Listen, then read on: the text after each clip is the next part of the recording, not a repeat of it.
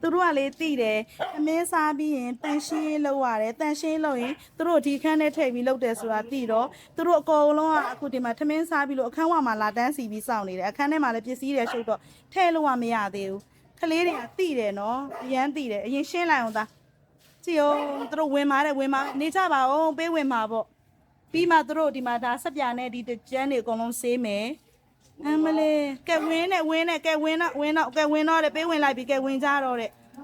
အဝင်တော့ကွာတဲ့ကဲဝင်တော့တဲ့ကဲဖြည်းဖြည်းဝင်မအောင်ဟုတ်ပါလာပါအမလေး